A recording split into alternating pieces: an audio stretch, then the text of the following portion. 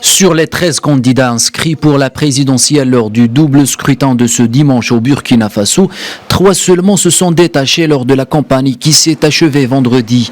Chacun d'eux a mené son dernier meeting dans 3 fiefs distincts.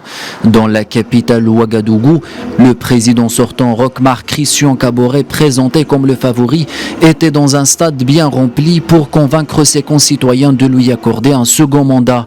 Après un premier exercice miné par le terrorisme, la question sécuritaire était le thème dominant de son discours. Je voudrais dire que nous voulons regarder l'avenir.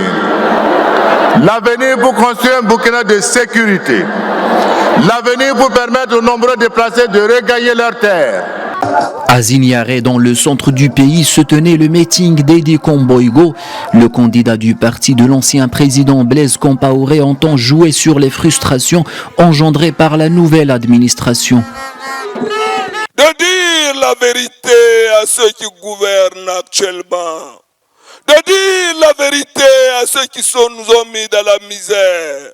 De dire la vérité à ceux qui vont provoquer l'assassinat de nos parents. De son côté, Zéphirin Diabré, le chef de l'opposition, a été à Bobo Dioulasso, deuxième ville du pays représentant avec la capitale 30% du corps électoral. À la tribune devant ses partisans, le candidat de l'UPC a fait de grandes promesses.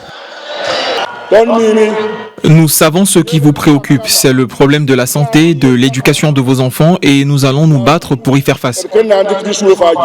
Les salaires ne sont pas suffisants. Le salaire minimum aujourd'hui est entre 30 000 et 35 000 francs CFA et nous allons le porter à 50 000 francs CFA. L'élection se tiendra alors que d'immenses pans du territoire échappent au contrôle de l'État et que les attaques terroristes sont quasi quotidiennes. En 2 ans, le nombre de déplacés par ces attaques a augmenté de façon exponentielle jusqu'à atteindre le million, soit 5% de la population, alors que les violences ont fait au minimum 1200 morts depuis 2015.